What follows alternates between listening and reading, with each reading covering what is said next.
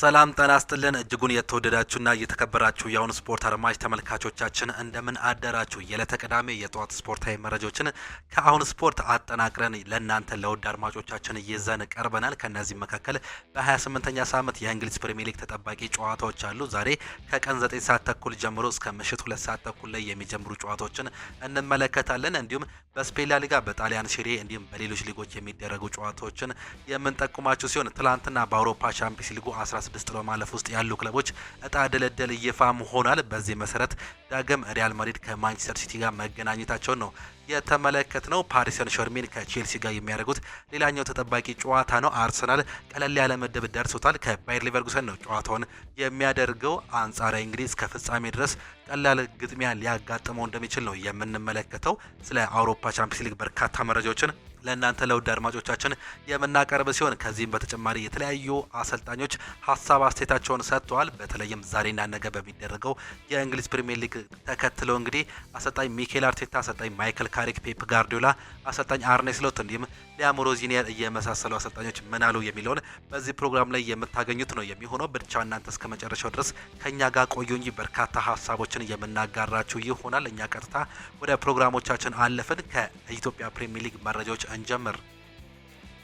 ሲቢኢ የኢትዮጵያ ፕሪሚየር ሊግ መርሃ ግብር ሀዲያ ሆሳዕና በደስታ ዋሚሾ ግብ ኢትዮጵያ ኤሌክትሪክን 1-0 ማሸነፍ ችሏል። በሌላ ጨዋታ ሽረ ምድረገነት ኢትዮጵያ ንግድ ባንክን 2-1 በሆነ ውጤት ማሸነፍ መቻሉን ነው የትላንትና ውጤቶች የሚያሳዩት። የሽረ ምድረገነትን የማሸነፊያ ግቦች ዳንኤል ዳርጌ እንዲሁም ደግሞ ደሳለኝ ከተማው ማስቆጠርም ችሏል። ለኢትዮጵያ ንግድ ባንክ ብቸኛዋን ግብ ናትናኤል ዳንኤል ከመረብ ማሳረፍ መቻሉን ነው የተመለከትነው። የኢትዮጵያ ፕሪሚየር ሊግ የደረጃ ሰንጠረዡ ምን ይመስላል የሚለውን ስንመለከት ኢትዮ ኤሌክትሪክ 28 ነጥብ በመያዝ 7ኛ ደረጃ ላይ የተቀመጠ ሲሆን ሀዲያ ሆሳዕና በ27 ነጥብ 9ኛ፣ ሽረ ምድረገነት በ26 ነጥብ 10ኛ እንዲሁም በ24 ነጥብ ኢትዮጵያ ንግድ ባንክ 13ኛ ደረጃ ላይ መቀመጡን ተመለከትን። ሌላኛው አመሻሽ ላይ የተደረገም ጨዋታ ነበር።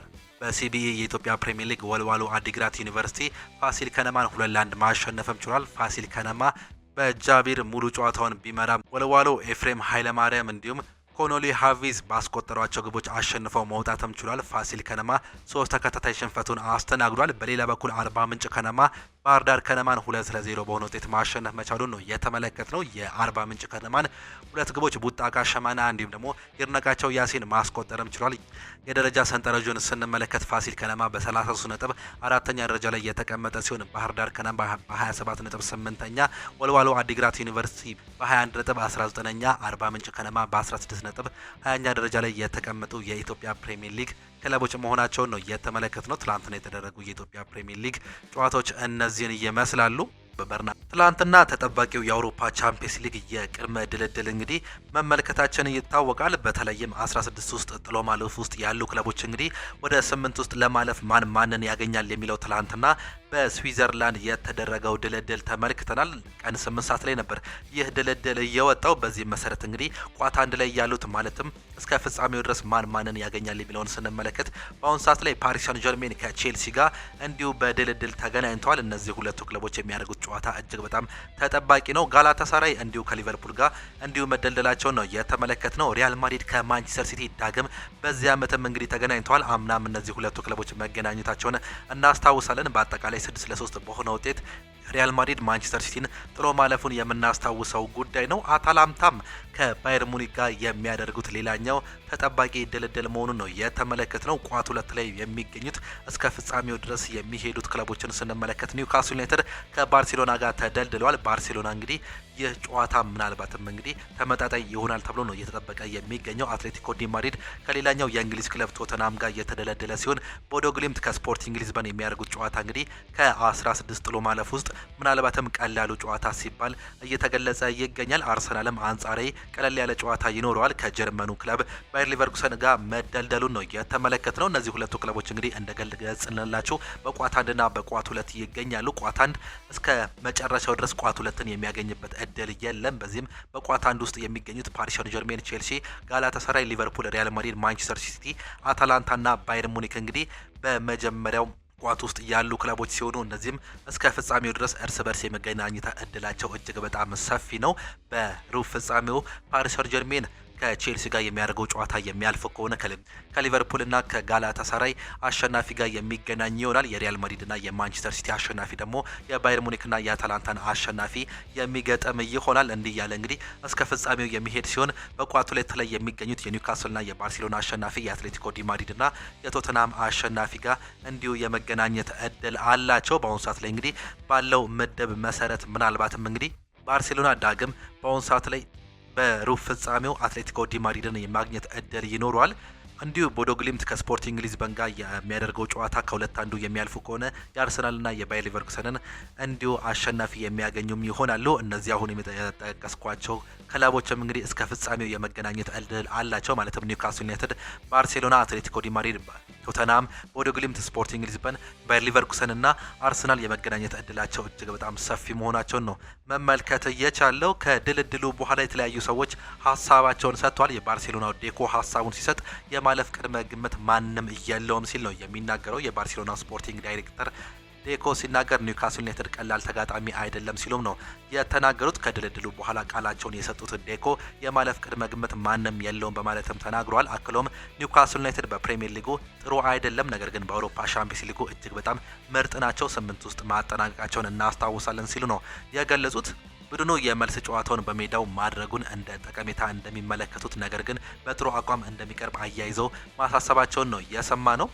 በየአመቱ ከማንቸስተር ሲቲ ጋር መጫወት እንግዳ ሆኖብናል ሲሉም ይናገራሉ። የአውሮፓ ሻምፒዮንስ ሊግ ስኬታማ ክለብ ሪያል ማድሪድ በጥሎ ማለፍ ዳግም ከማንቸስተር ሲቲ ጋር መደልደሉን ተመልክተናል። ይህ ማለት ሪያል ማድሪድ እንዲሁም ደግሞ ማንቸስተር ሲቲ ባለፉት 5 ዓመታት ውስጥ ለ10 እንዲሁም ደግሞ ለ11ኛ ጊዜ የሚጫወቱ ይሆናል። ይህ ጨዋታ ማለትም እንግዲህ በአመት ውስጥ እስከ 2 ጨዋታ እንግዲህ እርስ በርስ በአውሮፓ ቻምፒዮንስ ሊጉ ይገናኛሉ ማለት ነው። በዚህ በርካቶቻችን እንደምናውቀው እንግዲህ እንደዚህ አይነት እድል የሚገናኙት በተለይም በእንግሊዝ ፕሪሚየር ሊግ፣ በስፔን ላ ሊጋ እንዲሁም ደግሞ በተለያዩ ሊጎች ያሉ ሁለት ክለቦች ናቸው የመገናኘት እድል ያላቸው። በአውሮፓ ቻምፒዮንስ ሊጉ እንደዚህ አይነት እጣ ድልድል ተመልክተን አናቅም። በዚህም የተነሳ ነው ሀሳባቸውን ያነሱት። ስለ ድልድሉ የተጠየቁት የሪያል ማድሪድ ዳይሬክተር ኤሚሊያኖ ቡትራጎሮ በአመቱ ከማንቸስተር ሲቲ ጋር መጫወት እንግዳ ነው ሲሉም ተናግሯል። አክለው በተጫዋቾቻችን እንተማመናለን እያሉ ሲሆን ቡድኑ ጨዋታውን በበርናቦ ላይ ጨርሶ ለመሄድ ይገደዳል ሲሉ ነው የተናገሩት። የመጀመሪያው ጨዋታ በበርናቦ፣ የሁለተኛው ጨዋታ ደግሞ በማንቸስተር ሲቲ በኢታድ ስቴዲየም የሚደረግም ነው የሚሆነው።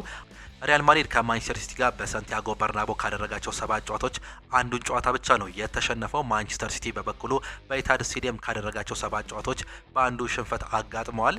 ይህም እንግዲህ በሁለቱም ክለቦች መካከል የሚደረገው የእርስ በርስ ግንኙነት ተጠባቂም ነው የሚያደርጉት። ሉዊስ ኤንሪኬም ቼልሲን የበቀል ስሜት የለንም ሲሉ ነው የተናገሩት። የፓሪስ ሳን ጀርሜው አሰልጣኝ ሉዊስ ኤንሪኬ በቼልሲ የአውሮፓ ሻምፒዮንስ ሊግ ጨዋታ የበቀል ስሜት የለውም ሲሉም ነው የገለጹት። ከፕሪሚየር ሊግ ቡድኖች ጋር መጫወት ሁልጊዜም አነሳሽ ነው ያሉት አሰልጣኝ ሉዊስ ኤንሪኬ በቼልሲ ላይ የበቀል ስሜት የለንም ሲሉም ገልጸዋል። አያይዘውም ከክለቦች ዓለም ዋንጫ በኋላ ብዙ ተለውጠናል፣ በዚህ ሰዓት ላይ ሁኔታው የተለየ ነው የሚሆነው ሲሉም ነው የገለጹት። ስለ ሻምፒዮንስ ሊግ ያነሱት አሰልጣኙ በዚህ ውድድር የበለጠ የምጨነቀው ለእኛ ሲሆን ለተጋጣሚያችን ነው ሲሉም ገልጸዋል። እኛ ሻምፒዮን ነን የሚሉት ሉዊስ ኤንሪኬ ሁሉም ሰው ከእኛ ጋር በመጫወቱ ደስተኛ እንደማይሆን እርግጠኛ ነን ሲሉ ነው አሰልጣኝ ሉዊስ ኤንሪኬ የተናገሩት። በተለይም እንግዲህ በዓለም ክለቦች ዋንጫ ላይ በተለይም ቼልሲ ፓሪስ ሰን ጀርሜንን አሸንፎ ማንሳቱን ዋንጫውን እናስታውሳለን። በዚህም የተነሳ የበቀል ስሜት ይነሳሉ ተብሎ ለተጠየቁት ጥያቄ ነበር እንግዲህ ይህንን መልስ መስጠትም የቻሉት። በአውሮፓ የዓለም ዋንጫ የክለቦች የዓለም ዋንጫ ላይ ይህንን ነገር በመመልከታቸው ምክንያት እንዲሁ በተመሳሳይ የዩሮፓ ሊግ ተጋጣሚዎችም ታውቋል። በዩሮፓ ሊግ 16ቱን የተቀላቀሉት ክለቦች የጥሎ ማለፍ እጣ ድልድል ማውጣት ስነ ስርዓት ትላንትናም ተደርጓል። በዚህ መሰረት እንግዲህ ሊል ከአስቶን ቪላ ጋር እንዲሁ መደልደላቸውን ተመለከትን። ቦሎኛ ከሮማ ጋር የተደለደሉ ሲሆን ሴልታ ቪጎ ከኦሎምፒክ ሊዮን ጋር ይገናኛሉ። ጌንክ ከፍራይቡርግ ጋር የተገናኙ ሲሆን ፓናቲናኮስ ከሪያል ቤቲስ፣ ፌነር ፍራንኮቫሮሲ ከብራጋ፣ ኖቲንጋም ፎረስት ከሜትላንድ እንዲሁም ስቱትጋርት ከፖርቶ ጋር መደልደላቸውን ትላንትናም ተመለከትን።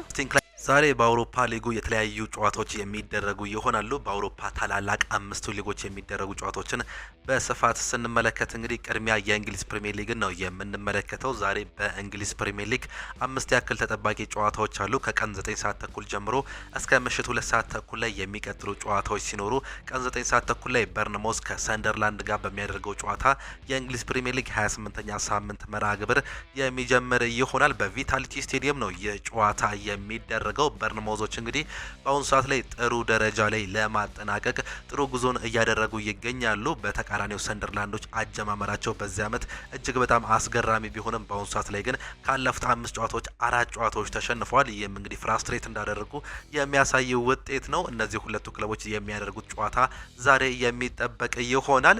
እነዚህ ሁለቱ ክለቦች ለ12ኛ ጊዜ ነው በታሪካቸው የሚገናኙት። 6ቱን ሰንደርላንድ ያሸነፈ ሲሆን 3ቱን በአቻ ውጤት፣ 2ቱን ደግሞ በርንማውዝ ማሸነፍም ችሏል። በዚህ ዓመት በመጀመሪያ ዙር ጨዋታ ሰንደርላንድ በሜዳው 3-2 ማሸነፉን ነው የምናስታውሰው።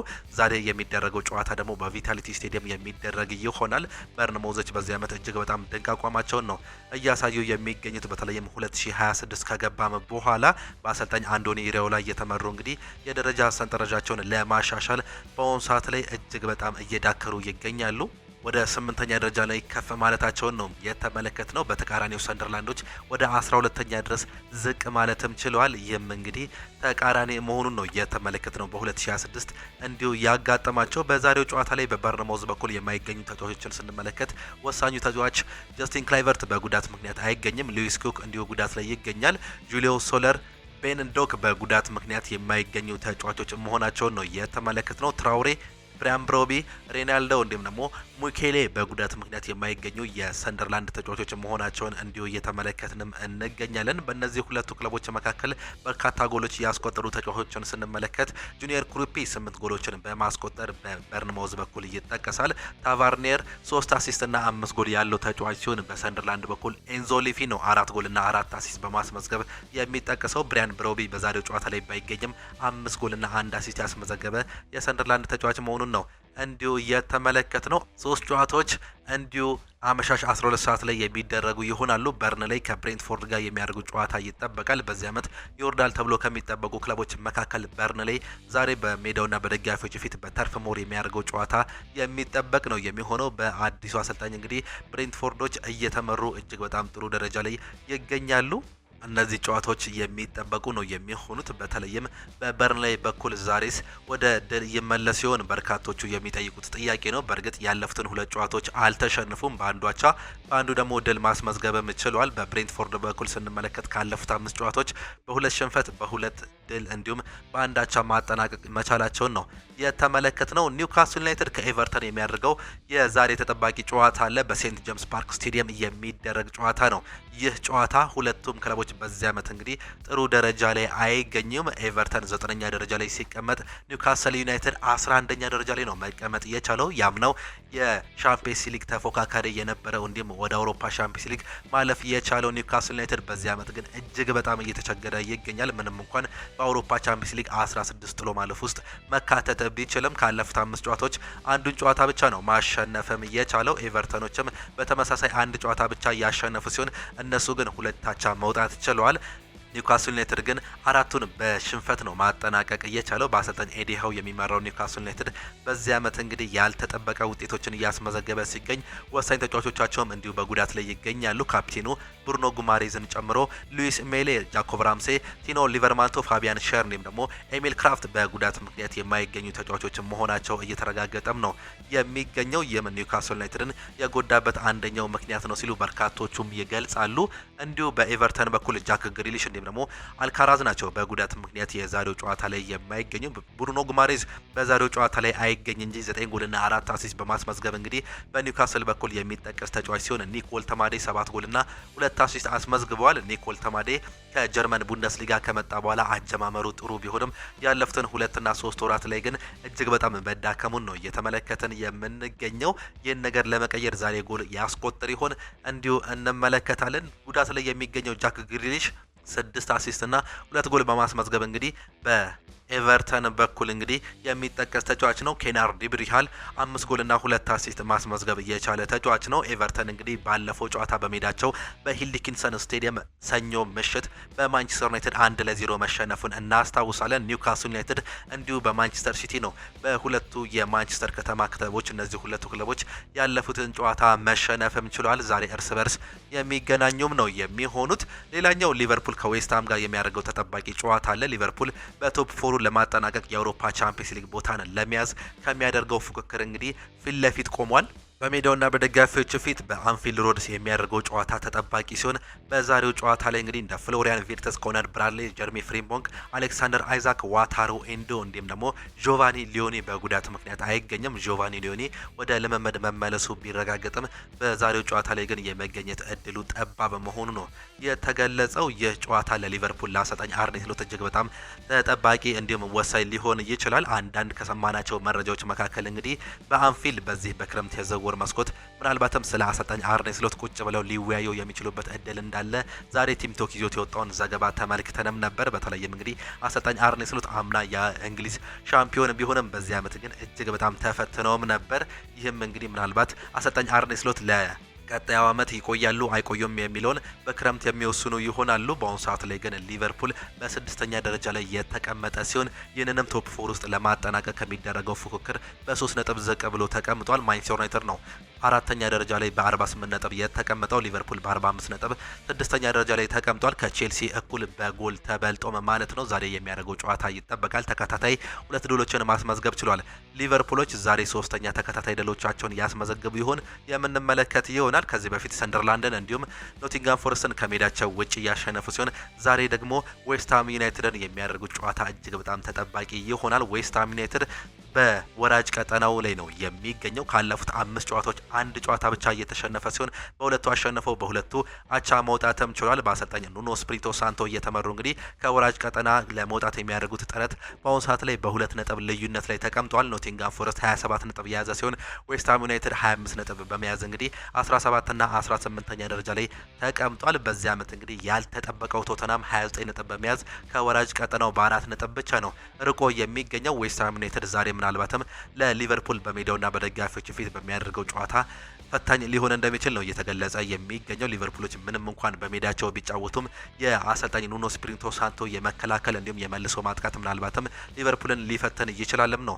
እየተባለ የሚገኘው። ምንም እንኳን የመጀመሪያውን ዙር ጨዋታ ሊቨርፑል ከሜዳቸው ውጪ 2-0 ቢያሸንፉ በአሌክሳንደር አይዛክ እንዲሁም በኮዲ ጋክፖ ጎል ዛሬ ግን ይፈተናሉ ተብሎም ይጠበቃል። ምንም እንኳን ተከታታይ 2 ጨዋታዎችን ማሸነፍም ቢችሉም እነዚህ ሁለቱ ክለቦች በታሪክ በተገናኙበት ጊዜ ሊቨርፑል 83 ጊዜ ማሸነፍ የቻለ ሲሆን 38ቱን ደግሞ አቻ መውጣት ችሏል። 29ን ዌስትሃም ዩናይትድ ማሸነፍ መቻሉ ነው የተመለከትነው። የዛሬው ጨዋታ በሁለቱም ክለቦች መካከል እጅግ በጣም አስፈላጊው 3 ነጥብ ነው የሚሆነው። በ28ኛ ሳምንት መርሃ ግብር ሁጎ ኤኪቲኬ 10 ጎልና 2 አሲስት በማስመዝገብ በዚህ ዓመት በሊቨርፑል ጥሩ ነጥብን እንዲይዙ 6ኛ ደረጃ ላይ እንዲቀመጡ ወሳኙን ሚና የተጫወተው ከጀርመን የወጣው አጥቂ ነው። ሞሐመድ ሳላ 6 አሲስት እና 4 ጎል ማስመዝገብ ችሏል። ኮዲ ጋክፖ 5 ጎልና 3 አሲስት ያስመዘገበ ሲሆን ዶሚኒክ ሶቦስላይ በዚህ ዓመት በሊቨርፑል ድንቅ አቋም ላይ ከሚገኙ ተጫዋቾች መካከል እንዲሁም አንደኛው ግንባር ቀደሙ ማለት ይቻላል። ዶሚኒክ ሶቦስላይ 4 ጎልና 2 አሲስት አስመዝግቧል። በዚህ ዓመት እንግዲህ ተከላካይ ቦታ ላይ ዲፌንሲቭ ሚድፊልደር፣ የአጥቂ አማካይ እንዲሁም ደግሞ የክንፍ አጥቂ ላይ ተጫውቶ ተመልክተነዋል። በሁሉም ቦታ ላይ እጅግ በጣም የሚገርም አቋሙን ነው እያስመለከተን የሚገኘው። በዌስትሃም በኩል ጃሮድ ቦን 8 ጎልና 3 አሲስት በማስመዝገብ የሚጠቀስ ሲሆን የቀድሞ የኒውካስል ተጫዋች ካሉም ዊልሰን 5 ጎልና 1 አሲስት አስመዝግቧል። ማቲያስ ፈርናንዴስ 3 ጎልና 3 አሲስት ያስመዘገበ ተጫዋች ሲሆን የክንፍ አጥቂው ሰመርቫይል እጅግ በጣም ጥሩ እንቅስቃሴ በማድረግ 4 ጎልና 1 አሲስት አስመዝግቧል። ይህ ተጫዋች እንግዲህ በመስመር ላይ ይዟቸው የሚመጣቸው ኳሶች እጅግ በጣም ለክለቦች አስፈሪ እንደሆነም ይታወቃል። ሊቨርፑል ዛሬ 12 ሰዓት ላይ የሚያደርገው ጨዋታ የሚጠበቅም ነው የሚሆነው። ሊድስ ዩናይትድ ከማንቸስተር ሲቲ ምሽት 2 ሰዓት ተኩል ላይ በኤላን ሮድ ስቴዲየም የሚደረገው ጨዋታ በበርካቶቹ የሚጠበቅ ጨዋታ ነው። በተለይም እንግዲህ ማንቸስተር ሲቲ ካሁን በኋላ የሚቀረውን እያንዳንዱን ጨዋታ የሚያሸንፍ ከሆነ የእንግሊዝ ፕሪሚየር ሊግ አሸናፊ ይሆናል። ይህም እንግዲህ ለማንቸስተር ሲቲ አንደኛው ወሳኙ ነጥብ ሊሆን እንደሚችል ነው እየተገለጸም የሚገኘው። በአሰልጣኝ ዳንኤል ፋርካ የሚመሩት ደግሞ ሊድስ ዩናይትዶች ካለፉት 5 ጨዋታዎች አንድ ጨዋታ ብቻ እየተሸነፉ ሲሆን በ3ቱ አቻ በአንዱ ደግሞ ድል ማስመዝገብ መቻላቸውን ነው የተመለከትነው። ከቼልሲ አቻ እንዲሁም ደግሞ ከአስቶን ቪላ አቻ የወጡበት እጅግ በጣም ጥሩ ውጤታቸው መሆኑ በቅርብ የሚነሳም ጉዳይ ነው። ምንም እንኳን በአርሰናል 4-0 በሆነ ሰፊ ውጤት ቢሸነፉም ፔፕ ጋርዲዮላ ማንቸስተር ሲቲ በኩል ስንመለከት ካለፉት 5 ጨዋታዎች 4ቱን አሸንፈዋል። አንዱን በአቻ ውጤት መውጣታቸውን እናስታውሳለን። በቶተናም ሆትስፐር ስቴዲየም 2 አቻ የወጣበት ጨዋታ ነው። ከዛ በኋላ እንግዲህ ተከታታይ ሊቨርፑልን፣ ፉላምን እንዲሁም ደግሞ ኒውካስል ዩናይትድን ማሸነፍም ችሏል። ዛሬ ቅድሚያ ግምት ቢሰጠውም እንግዲህ እጅግ በጣም ፈታኝ ሊሆን እንደሚችል ነው ጨዋታው እየተገለጸ የሚገኘው። ማንቸስተር ሲቲ ይህን ጨዋታ ጨምሮ ሙሉ ጨዋታዎችን የሚያሸንፍ ከሆነ የዋንጫ አሸናፊነቱ በእጁ ነው የሚገኘው። ምንም እንኳን በአሁኑ ሰዓት ላይ በ5 ነጥብ ልዩነት ከአርሰናል ጋር ቢኖራቸውም አንድ ጨዋታ አርሰናል በልጦ ተጫውቷል። ይህም እንግዲህ የ3 ነጥብ ልዩነቱን ዝቅ የሚያደርግበት እድል ይኖራል። ማንቸስተር ሲቲ ዛሬ የሚያሸንፍ ከሆነ እንግዲህ ወደ 2 የሚጠብ ይሆናል። ሌላኛው እድሉ ደግሞ አርሰናል ከማንቸስተር ሲቲ የሚገናኙም ነው የሚሆኑት። እነዚህ ሁለቱ ክለቦች እንግዲህ የሚገናኙ ሲሆን በዚህ ጨዋታ ላይ ማንቸስተር ሲቲ የሚያሸንፍ ከሆነ ማለትም ሁሉንም ጨዋታ የሚያሸንፍ ከሆነ ማንቸስተር ሲቲ የዋንጫ አሸናፊ መሆን እድል አለው። አርሰናል ምንም እንኳን በአሁኑ ሰዓት ላይ በ5 ነጥብ የልዩነት ቢመራም በእርግጥ በዚህ ዓመት እንግዲህ አሁንም ቢሆን አርሰናል ዋንጫውን ያነሳል የሚል ግምቶች አሁንም እየበዙም ይገኛሉ። ኦፕታም ጭምር እንግዲህ እስከ 80% ድረስ ነው ለአርሰናል ዋንጫውን ያነሳል ሲል አሁንም እየገመተም የሚገኘው። ይህም እንግዲህ እጅግ በጣም ይጠበቃል። ሊድስ ዩናይትድ ምንም እንኳን በዚህ ዓመት አጀማመሩ መጥፎ ቢሆንም በወራጅ ቀጠና ውስጥ ቢገኝም እንግዲህ በአሁኑ ሰዓት ላይ ወደ 15ኛ ደረጃ ላይ መውጣትም ችሏል። ከወራጅ ቀጠናው ያለው የነጥብ ልዩነትም 6 ነው። ይህም እንግዲህ በአሰልጣኝ ዳንኤል ፈርከ ለውጥ መምጣቱን ተከትሎ የተደረገ ለውጦችን ነው እየተመለከተን የምንገኘው። በሁለቱም ክለቦች መካከል የሚደረገው ጨዋታ ተጠባቂ ሲሆን 41 ጊዜ ሊድስ ዩናይትድ ያሸነፈ ሲሆን ማንቸስተር ሲቲ ደግሞ 47 ጊዜ ማሸነፍ ችሏል። 18ቱን በአቻ ውጤት ነው ማጠናቀቅም እየቻሉት። የዛሬው ጨዋታ እጅግ በጣም ተጠባቂ ያደርገዋል። በተለይም እንግዲህ በማንቸስተር ሲቲ በኩል ጀርሚ ዶኩ፣ ግቫርዲዮል እንዲሁም ደግሞ ማቴዎ ኮቫቺች በጉዳት ምክንያት የማይገኙ ተጫዋቾችም ናቸው። ኤርሊንግ ብሮት ሃላንድ 22 ጎሎችንና 7 አሲስቶችን በማስመዝገብ በ27 የእንግሊዝ ፕሪሚየር ሊግ ጨዋታዎች ላይ እንዲሁ የኮከብ ጎል አግቢነቱን እየመራ ይገኛል። ፊል ፎደን 7 ጎልና 3 አሲስት ያስመዘገበ ሲሆን ሪያን ቸርኪ 7 አሲስትና 3 ጎሎችን ማስመዝገብም ችሏል። ዶሚኒክ ካልቨርት-ሎዊን በዚህ ዓመት እንግዲህ ከኤቨርተን ወደ ሊድስ ካቀና በኋላ 10 ጎልና 1 አሲስት በማስመዝገብ እንግዲህ ጥሩ ግስጋሴን እያደረገ ይገኛል። ሉካስ ኒሜቻ 6 ጎልና 1 አሲስት እንዲሁም ደግሞ አሮን 4 ጎልና 3 አሲስት በማስመዝገብ እንግዲህ የሚጠቀሱ ተጫዋቾች ናቸው። ይህ ጨዋታ ምሽት 2 ሰዓት ተኩል ላይ የሚጀምርም ነው የሚሆነው ለአርሰናል እንዲሁም ለማንቸስተር ሲቲ ይህ ወሳኝ ጨዋታ ነው። አርሰናል እንግዲህ ይህንን ጨዋታ ሳይጫወት ሌላ ነጥብ የሚያገኝበት እድልም ይሆናል ተብሎ ነው የሚጠበቀው። በስፔን ላ ሊጋ የሚደረጉ ጨዋታዎችን ስንመለከት ሬዮ ቫይካኖ ከአትሌቲኮ ቢልባኦ የሚያደርጉ ጨዋታ ይጠበቃል። ቀን 10 ሰዓት ላይ የሚጀምር ጨዋታ ነው። ባርሴሎና የሊጉ መሪ ከቪያሪያል ጋር የሚያደርገው የአመሻሽ 12 ሰዓት ከሩብ ተጠባቂ ጨዋታ ሲሆን ባርሴሎና እንግዲህ ይህን ጨዋታ አሸንፎ እንዲሁ የሊግ መሪነቱን ያጠናክራል ተብሎ ሲጠበቅ፣ ሌላኛው ጨዋታ ማዮርካ ከሪያል ሶሴዳድ እንዲሁም ሪያል ኦቪዶ ከአትሌቲኮ ዲ ማድሪድ ጋር የሚያደርጉ ጨዋታ ይጠበቃል። በጣሊያን ሴሪኤ 3 ያክል ጨዋታዎች ይደረጋሉ። ኮሞ ከሊቼ እንዲሁ የሚጫወት ሲሆን ሄላስ ቬሮና ከናፖሊ የሚያደርጉ ጨዋታ ይጠበቃል። ኢንተር ሚላን ምንም እንኳን በአውሮፓ ቻምፒየንስ ሊግ ላይ መሰናበቱን ቢያረጋግጥም እንግዲህ የስኩዴቶን አሸናፊ ለመሆን አሁን እንግዲህ በዚህ ደረጃ ላይ ግስጋሴውን ለመቀጠል የሚያደርገው ዛሬ ጥረት ይጠበቃል። ከጄኒዋ ጋር ነው ምሽት 4 ሰዓት ከ45 የሚጫወተው። በጀርመን ቡንደስሊጋ 5 ያክል ጨዋታዎች ይደረጋሉ። ሆፈንሄም ከሴንት ፖሊ ሲጫወት፣ ቦርሲያ ሞንቼግላድባህ ከዩኒየን በርሊን፣ ቨርደር ብሬመን ከሄዴኒየም፣ ባየር ሌቨርኩሰን ከሜንዝ እንዲሁም ደግሞ ቦርሲያ ዶርትመንድ ከባየር ሙኒክ ጋር የሚያደርጉት ተጠባቂ ጨዋታዎች አሉ። በፈረንሳይ ሊጋ ሲደረግ ደግሞ የሚደረጉ ጨዋታዎችን ስንመለከት ስቴድሬስ ከቶሉስ፣ ሞናኮ ከአንገርስ እንዲሁም ሊሃርቭ ከፓሪስ ሰን ዠርሜን ጋር የሚያደርጉት ጨዋታ ይጠበቃል። ፓሪስ ሰን ዠርሜን ከሜዳቸው ውጪ 5 ሰዓት ከ5 የሚያደርጉት ጨዋታ ነው ተጠባቂ የሚሆነው። ወደ ክለብ መረጃዎቻችን ስናልፍ የአርሰናል መረጃን እናስቀድማለን። አርሰናል ተጫዋቾች ማስፈረም ይፈልጋል ነው የተባለው። የፕሪሚየር ሊጉ መሪ አርሰናል በሚቀጥለው ክረምት የተለያዩ የሜዳ ክፍሎች ለማጠናከር እንዳሰበ የተገለጸ ሲሆን በአንድሪያ በርታ የሚመራው አርሰናል ከመጋረጃ ጀርባ በርካታ ስራዎችን ለመስራት መጀመሩ ተገልጿል። የአሰልጣኝ ሚኬል አርቴታው አርሰናል በዝውውር መስኮቱ ንቁ ተሳትፎ ያደርጋል ተብሎ የሚጠበቅ ሲሆን አርሰናል ለማስፈረም ማንን አስቧል ሚለውን ስንመለከት እንግዲህ አርሰናል በክረምት የተጫዋቾች የዝውውር መስኮት የክንፍ ተከላካይ ተሰላፊ፣ የመሃል ሜዳ ተሰላፊ እንዲሁም ወጣት የቀይ መስመር ተሰላፊ ለማስፈረም ማቀዱን የዝውውር ጉዳዮች የሚከታተለው ጋዜጠኛ ፋብሪዚዮ ሮማኖ እየገለጸም ይገኛል። በአሁኑ ሰዓት ላይ እንግዲህ አንቶኒ ጎርደን አንደኛው ከአርሰናል ጋር ስሙ እየተያዘ የሚገኝ ተጫዋች መሆኑን ሰምተናል። ይህ ተጫዋች እንግዲህ በማንቸስተር ሲቲ እንዲሁም በማንቸስተር ዩናይትድ ጭምር የሚፈለግ ተጫዋች ነው። አንድሪያ በርታ ይህንን እንግሊዛዊ የግላቸው ማድረግ እንደሚፈልጉ ከዚህ በፊትም ተገልጾም ነበር።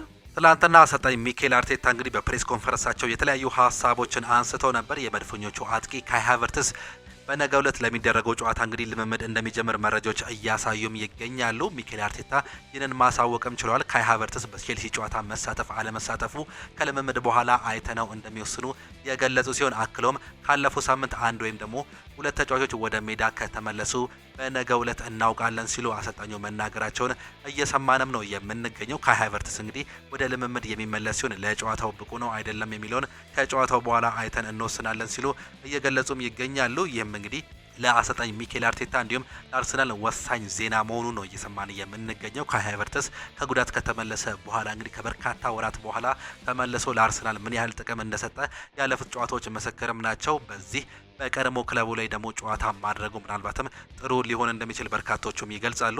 ቤን ዋይት ለጨዋታው ከደረሰ እናያለን፣ ማክስ ዶማን ከወጣት ቡድኑ ጋር ይጫወታል ሲሉ ገልጸዋል። ማክስ ዶማን ከጉዳት ተመልሷል። ቤን ዋይትም እንዲሁ የመድረስ እድሉ ሰፊ ነው ሲሉ ነው የገለጹት። ነገር ግን ወጣቱ በዛ ጨዋታ ማለትም በለንደን ደርቢ ጨዋታ ላይ እንደማይገኝም ገልጿል። ስለ ቪክቶር ዮኮሬሽ ምርጥነት የራሳችን ተከላካዮች መስክረዋል ሲሉ ሚኬል አርቴታም ነው የተናገሩት። የመድፈኞቹ ዋና አሰልጣኝ ሚኬል አርቴታ ስለ ቪክቶር ዮኮሬሽ ምርጥ አጥቂነት የራሳችን ተከላካዮች ይመሰክራሉ ሲሉ ሀሳብ መስጠታቸውን ነው የሰማነው። ከቪክቶር ዮኮሬሽ ስትሰሩ ስሜቱ እንዴት ነው ብዬ የራሴን ተከላካዮች ጠይቄያቸዋለሁ የሚሉት አርቴታ እነሱ እረሱ በጣም ከባድ ብለውኛል ሲሉ ነው እንዲሁ የመለሱት። እሱ ምን ማድረግ እንደሚችል እናውቃለን። አስደናቂ አጥቂ ነው።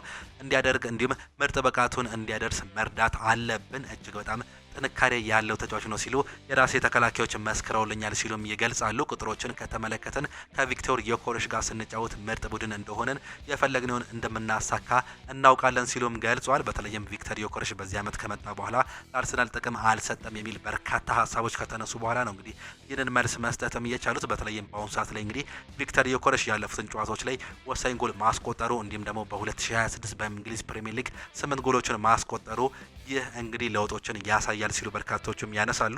አርሰናል 4 ዋንጫን ያሳካ ይሆን ተብሎም ተጠይቋል። የሰሜን ለንደኑ ክለብ አርሰናል በዚህ ዓመት በ4 ውድድሮች ጠንካራ ፉክክር እያደረገ ይገኛል። አሰልጣኝ ሚኬል አርቴታ ትላንትና የ4ትዮሽ ዋንጫ ማሳካት ምን ያህል ከባድ እንደሆነ የሚል ጥያቄ ቀርቦላቸውም ነበር። ሚኬል አርቴታ በምላሻቸውም ጋዜጠኛውን ከዚህ በፊት ያሳካ አካል አይታቸዋል የሚል ጥያቄ ጠይቀዋል። አክሎም ከሌለ ምን ያህል ከባድ እንደሆነ ያሳያል። እናም ከጨዋታ በኋላ መሄድ እንዲሁም መጨረሻውን ለማየት ነው ያለብን። ነገር ግን ይህ ነገር ከባድ እንደሆነ ማወቅ አለባቸው ሲሉ አሰልጣኙ መናገራቸውንም ነው የሰማ ነው።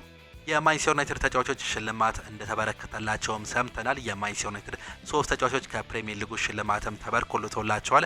ካሜሩናዊው ተጫዋች ብሪያን ምቤሞ 50 የፕሪሚየር ሊግ ጎሎችን ማስቆጠሩን ተከትሎ ከሊጉ ሽልማትም አግኝተዋል። ካርሎስ ካሴሜሮ እንዲሁም ደግሞ ማቲያስ ኩኛ በበኩላቸው 100 ጨዋታዎች ላይ መድረሳቸውን ተከትሎ ከሊጉ በብር የተለበጠ ሜዳሊያ እንደቀረበላቸው ነው የተገለጸው። ሊጉ ተጫዋቾቹ የተወሰኑ ደረጃ ላይ ሲደርሱ የፕሪሚየር ሊግ ማይልስቶን ሽልማት እንደሚሰጥ ነው የሚታወቀው። በዚህም እንግዲህ እነዚህ ተጫዋቾች እንዲሁ ሽልማት እንደደረሰላቸውም ሰምተናል።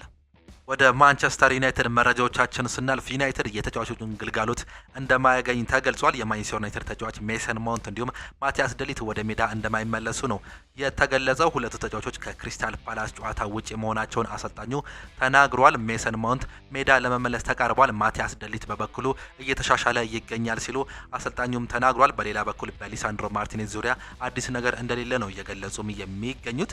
በማንቸስተር ዩናይትድ ያለፍኩትን ጊዜ ስመለከት ለሱ አመስጋኝ ነኝ ሲል ነው የሚናገረው። እነዚያ ልምዶቼ ዛሬ ያለሁበት ሰው እንደሆነም አድርጎኛል። በሜዳ ውስጥም ሆነ ከሜዳ ውጪ በተለይም በአእምሮ ደረጃ ረድተውኛል ሲል አርዋን ቢሳካ ይናገራል። እንደ ዩናይትድ ባሉ ክለቦች ውስጥ መጫወት የጨዋታ እንዲሁም ደግሞ የፍተሻ መጠን የአካባቢ ለውጥ ትልቅ ልዩነት ሊያመጣም ይችላል። በዌስትሃም ያን ያክል ከፍተኛ ግፊት የለም። ነገሮች እንዴት ሊሄዱ እንደሆነ በጣም ደስተኛ ያደርገኛል ሲልም ነው የሚገልጸው። ይህንን በየቀኑ ከፊቴ ላይ ከሚታየው ፈገግታ መረዳት ትችላላችሁ። ስጫወትም እየሳኩኝ ነው የምጫወተው ሲል ነው አርዋን ቢሳካ የተናገረው። አሰልጣኝ ኤሪክ ቴናግ ማንቸስተር ዩናይትድ ሲመጡ አስቸጋሪ ነበሩ፣ እንደመጡ ወዲያውኑ በእቅዳቸው ውስጥ እንደሌለው ነገሩኝ ሲልም ይናገራል። ነገር ግን ለመልቀቅ ስሞክር እንዲሄድ እንደማይፈልጉም ይናገራሉ። ሊገባኝ አልቻለም። ያ በአይምሮዬ ከባድም ነበር፣ ምክንያቱም ቀጥሎ ምን ማድረግ እንዳለብኝ እያሰብኩኝ እንድቆይ አድርጎኝም ነበር ሲልም ነው የሚገልጸው። እኔ ዝም ብዬ ጭንቅላቴን አቀርቅሬ መሰልጠን፣ መሻሻል እንዲሁም ደግሞ ጨዋታውን መጫወትም ነበረብኝ። ለራሴም ነገርኩት። ግልጽ የሆነ የጨዋታ ግብ ሳይኖረኝ መሰልጠን ግን መነሳሳት ለመጠበቅ ከባድ ያደርገዋል ሲልም ነበር ሀሳቡን የገለጸው። ነገር ግን በዙሪያ ያሉ ሰዎች በትክክለኛው መንገድ መሩኝ፣ እናም እንድቀጥል አበረታቱኝ። በመጨረሻ ነገሮች ተቀየሩ፣ እንዲሁም መሻሻል ጀመሩ። በሱ ስር በታክቲክ ተለውጫለሁ፣ እናም አድርጌዋለሁ ማለት ይቻላል። ምክንያቱም እሱ የሚፈልገው ይህንኑ ነበር ሲል አርዋን ቢሳካ ነው የሚናገረው። አርዋን ቢሳካ ስለ ማይክል ካሪክም ሲናገር በማንቸስተር ዩናይትድ የቋሚነት ቦታው ሊሰጠው ይገባል ብዬ ከማሰባቸው አሰልጣኞች መካከል አንዱ ይሆናል፣ እሱ ይገባዋል ሲል ነው የገለጸው። ማንቸስተር ዩናይትድ በኦልትራፎርድ ክሪስታል ፓላስን ከሚያስተናግድበት ጨዋታ አስቀድሞ አሰልጣኝ ማይክል ካሪክ ጋዜጣዊ መግለጫም ሰጥቷል። ምን ያሉ የሚለውን ስንመለከት አሰልጣኝ ማይክል ካሪክ ስለ ቡድን ዜና ሜሰን ማውንት እንዲሁም ደግሞ ማቲያስ ደሊት እንደሌሉ ገልጸዋል። እነዚህ ሁለቱ ተጫዋቾች እንደማይኖሩ ነው እየገለጹ የሚገኙት። እንዳለመታደል ሆኖ ይህ የእግር ኳስ አካል ነው፣ ስለዚህ በምንችልበት ጊዜ ሁሉ ወደ ሜዳ እንዲመለሱ እንፈልጋለን ሲሉ ነው አሰልጣኙ የተናገሩት። አሰልጣኝ ማይክል ካሪክ ስለ ሃሪ ማጓየር ተጽዕኖ እንዲሁም የኮንትራት ሁኔታ ተጠይቀው የሰጡት ምላሽ ይህንንም ነበር። ሃሪ አስደናቂ ስብዕና ያለው ሰው ነው። እስካሁን ትልቅ የተጫዋችነት ጊዜ ነበረው። እናም ከዚህ በላይ ብዙ የተሻለ ጊዜ እንደሚኖረው ተስፋም እናደርጋለን ሲሉም ተናግሯል። በተለይ እዚህ ከመጣ ወዲህ ከእንግሊዝ ብሔራዊ ቡድን ጋር የነበረው ጉዞ እንዲሁም ልምድ ማንነቱን በትክክል ያሳያል ሲሉ ገልጿል። ሁላችንም እሱ ምን አይነት ተጫዋች እንደሆነ እንዲሁም ምን ማድረግ እንደሚችል እናውቃለን ሲሉም ነው የተናገሩት። አሰልጣኝ ማይክል ካሪክ ስለ ማኑኤል ኡጋርቴ የተናገረው ሲናገሩ ኡጋርቴን በጣም እወደዋለሁ። ነገሮች በሚያከናውንበት መንገድ እንዲሁም በልምምድ ብቃቱ እጅጉኑ ተደንቅ ያለው ብዙ ጥሩ ነገሮችን የብቃት እንዳሉት አምኛለሁ። ቡድኑ በሚያሸንፍበት ጊዜ ብዙ ላልተጫወተ ተጫዋች አስቸጋሪ ሊሆን ቢችልም ይህ ጤናማ ውድድር ነው፣ ሁሉም ሰው እንዲበረታታ እያደርጓል ሲሉም ነው የተናገሩት። ማኑኤል ኡጋርቴ በሜዳ ላይ ብዙ ደቂቃዎችን ለማግኘት በከፍተኛ ጉጉት ላይ እንደሚገኝ ግልጽ ነው። በልምምድ ወቅትም የሚችለውን ሁሉ እያደረገ ይገኛል ሲሉም ይናገራሉ። እሱ የቡድኑ ትልቅ አካል ነው። ያልተሰለፈው ግን ሌሎች ተጫዋቾች በጣም ጥሩ ብቃት ላይ ስለሆኑ ብቻ ነው፣ ሌላ ምንም ነገር የለም ሲሉ ነው የገለጹት። ነገሮችን መለወጥ እንዲሁም ቡድኑን ማስደሰት የሚያስፈልገን ጊዜት ይመጣሉ። ያኔ እሱ በእርግጠኝነት የዚያን አካል ይሆናል። በዚህም ራሱን ማደራጀት እንዲሁም ደግሞ ማዘጋጀት አለበት ብዬም አስባለሁ ሲሉ አሰልጣኙ መናገራቸውንም ነው አሁንም እየሰማንም የምንገኘው። ማይክል ካሪክ ቤንጃሚን ሴስኮ በቋሚነት ለምን እንደማይጠቀሙም ተጠይቀውም ነበር። ይህ ለቡድኑ አውንታዊ እንጂ እንደ መጥፎ ነገር አልመለከተውም ሲሉ ነው የመለሱት። ላገኘናቸው እድሎች ትልቅ ሚና ተጫውቷል፣ ነገር ግን ነገሩን አላጋንነውም፣ ምክንያቱም የሚያወዛግብ ነገር የለም። በቅርብ ጨዋታዎች እያሳየ ያለው ብቃት ምን ያህል ጥራት ያለው ተጫዋች እንደሆነ ያስመለክተናል ሲሉም ገልጸዋል። ማይክል ካሪክ ስለሚከተለው የአመራረጥ ዘዴዎች ሲናገርም እንዴት መጫወት እንደምፈልግ፣ እርስ በርሳችን ምን ማድረግ እንደምፈልግ፣ በውስጡ ስለሚካተቱ በርካታ ነገሮች ብዙ ማውራት እንችላለን ሲሉም ተናግረዋል። አሰልጣኝ ማይክል ካሪክ አንዳንድ ጊዜ እንደምለው ቡድንን አደራጅተ ወደ ሜዳ ስትገባ ነገሮች የምትችለውን ያክል ጊዜ ግልጽ ማድረግ አለብህ፣ ተሞክራለህም። ግልጽነት በጣም አስፈላጊ ነገር ነው። ነገር ግን አንዳንድ ጊዜ መግለጽ ያለባቸው ብዙ ዝርዝሮች ነገር ላይኖሩ ይችላሉ ሲሉ ነው የተናገሩት። እኛ ለተጫዋቾች ቀላል እንዲመስላቸው ነገሮችን ቀለል ባለ መንገድ እናቀርባለን። ነገር ግን ያንን ለማድረግ በስተጀርባ ብዙ ስራዎች ይሰራሉ። ተጫዋቾች ስራቸውን በትክክል እንዲረዱ እንፈልጋለን። በዚህ ረገድም ድንቅ ናቸው። እናም የምንሰጣቸው መመሪያዎች በአግባቡ እየተገበሩ ይገኛሉ ሲሉ አሰልጣኙም ተናግሯል። ስለ ማንቸስተር ዩናይትድ ፕሬስ ኮንፈረንስ እንግዲህ በሰጡት ሀሳብ ላይ ማይክል ካሪክ ሌላም ጥያቄ ቀርቦላቸው ነበር። በተከታታይ ጨዋታ ላይ ተመሳሳይ ቋሚ አሰላለፍ ስለመጠቀምም ተጠይቀው ነበር። ተከታታይ እንዲሁም ብዙ ጨዋታዎች ሲኖሩ ከተጫዋቾች አካላዊ ብቃት አንጻር ለውጥ ማድረግ ያስፈልጋል። በጥሩ ሁኔታ መጫወትና ጨዋታዎችን ማሸነፍ በጣም አዎንታዊ ነገር ነው። ነገር ግን እኔም ሆንኩ የአሰልጣኝ ቡድኑ የእያንዳንዱን የቡድን አባላት አስፈላጊ በሚገባ እንረዳለን ሲሉ ነው የገለጹት። ምንም እንኳን ተመሳሳይ ተጫዋቾች ቢሆኑም ከአንድ ጨዋታ ወደ ሌላው ለውጦች አድርገናል። ለምሳሌ አንዳንድ አጥቂዎች ቦታቸውን ቀይረው ተጫውተዋል። ሉክሾው ደግሞ ኳስን በእጃችን ባለንበት ወቅት የተለየ ሚና ነበረው። የቡድኑ ጥንካሬ ውጤታማነትን ለማስቀጠል የተለያዩ ነገሮችን አሁንም እየሞከረን እንገኛለን ሲሉም ይገልጻሉ። አሰልጣኝ ማይክል ካሪክ ስለ ቡድኑ የማጥቃት መስመርም ተጠይቀው የአስተኛ 9 ቁጥር ተጠቅመን የተጫወትንበት አይመስለኝም። ብሪያን ምቤሞ አብዛኛውን ጊዜ በተቃራኒ የመጨረሻ የተከላካይ መስመር ተጣብቆ ነው የሚጫወተው ሲሉም ገልጿል። በተለያዩ መንገዶች ተጫውተናል።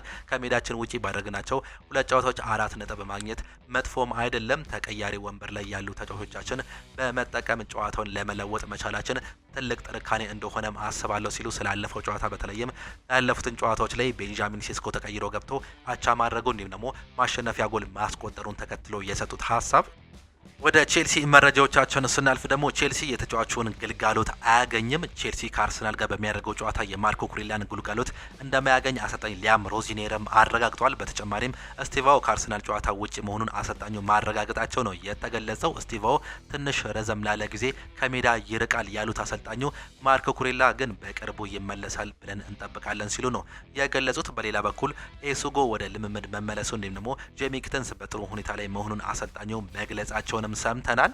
ማንቸስተር ሲቲ ተጫዋቹ ልምምድ መጀመሩ ተገለጸ። የማንቸስተር ሲቲው የፊት መስመር ተጫዋች የሆነው ጀርሚ ዶኩ ወደ ልምምድ መመለሱን አሰልጣኝ ፔፕ ጋርዲዮላም አረጋግጠዋል። ጀርሚ ዶኩ ትላንትና ልምምድ መጀመሩን ያረጋገጡት አሰልጣኝ ፔፕ ጋርዲዮላ ነገር ግን በሊድስ ዩናይትድ ጨዋታ መሳተፉን አላውቅም ሲሉም ነው ገልጿል። ስለ ረመዳን ጾም ያነሱት ፔፕ ጋርዲዮላ የሙስሊም ተጫዋች ጾም በተጫዋቾች ምርጫ ላይ ተጽዕኖ የለውም፣ ሁሉም በአቅሙ ይጫወታል ሲሉም ነው የገለጹት። ተጫዋቹ ጾም ላይ ቢሆኑም በነገው ጨዋታ ማለትም በዛሬው ጨዋታ ላይ ሊጫወቱ ይችላሉ ሲሉም ነው የገለጹ የሚገኙት። ፔፕ ጋርዲዮላ ሲቀጥሉም እዚህ ያለውት አርቴታን ለመከር አይደለም ሲሉም ሀሳባቸውንም ገልጿል። አሰልጣኝ ፔፕ ጋርዲዮላ ከባርሴሎና ጋር የመጀመሪያ የሊግ ጨዋታቸውን ሲያሸንፉ ስለነበረው ጫና ተጠይቀውም ነበር። ያለፉትን ጊዜያት ከሚኬል አርቴታ ጋር ተመሳሳይ ነበር፣ ስሜቱ እንዴት ነበር የሚል ጥያቄ የቀረበላቸው ፔፕ ጋርዲዮላ አላስታውሰውም ሲሉም ገልጿል። አክለውም እዚህ ያለው አርቴታ እንዴት እንደሚያሸንፍ ምክር ልለግሰው አይደለም ሲሉ ለጋዜጠኞች ምላሽ መስጠታቸውን ነው የሰማ ነው። ስለ ሪያል ማድሪድ ያነሱት ፔፕ ጋርዲዮላ ከውድድሩ ምርጥ ቡድን ጋር ስትጫወት እየተሻሻልክ እንዲሁም እየተማርክ ለመሄድ ያግዛሃል ሲሉም ነው ስለ ሪያል ማድሪድ እና ስለ ማንቸስተር ሲቲ የአውሮፓ ቻምፒየንስ ሊግ የጥሎ ማለፍ ጨዋታም የተናገሩት። ምክር ለማግኘት ወደ ኮሎቶሬ ሄደህ ነበር? ስለ ረመዳን ያለውን እውቀት አጋርተዋለሁ ተብሎም ተጠይቋል። አይ እኔ አይደለም፣ ነገር ግን ተጫዋቾቹ አዳዲስ እንዳልሆኑ አስባለሁ። ለሪያን ቸርኪ፣ ሪያን አይተኖሪ፣ ኦማር ማርሞሽ እንዲሁም ደግሞ ኩሳኖፍ ይህ ለመጀመሪያ ጊዜ ያጋጠማቸው አይደለም። እናም በትክክል እንዴት እንደሚይዙት ያውቃሉ። ይህ ለእኔ አሳሳቢ አይደለም ሲሉ ነው የገለጹት። የፕሪሚየር ሊግ ጨዋታዎችን የጊዜ ሰሌዳ ወይም ደግሞ ሰዓት ማስተካከል አንችልም ሲሉ የገለጹ ሲሆን ብዙ የረፍት ጊዜ ስላገኘን ለሊድስ ጨዋታ ዝግጁ እንደሆነን አስባለሁ ሲሉም አሰልጣኝ ፔፕ ጋርዲዮላ መናገራቸውንም ነው የሰማ ነው። የሬንሶ አሰልጣኝ ፍራንክ ሄይስ ስለ ጀርሚ ዣኩዌት ጉዳት ይናገራሉ። እስካሁን በትክክል አላወቅንም፣ ሕክምና እየተደረገለት እንዲሁም የማገገሚያ ስራ እየሰራ ነው። በተጨማሪም በጂም ውስጥ ስራ እየሰራ ይገኛል። ነገር ግን መቼ እንደሚመለስ አናውቅም ሲሉ ነው የገለጹት። ሊቨርፑል ይህን ተጫዋች እንግዲህ ማስፈረሙ ይታወቃል። በክረምት ወደ ሊቨርፑል እንደሚያመራም ይታወቃል።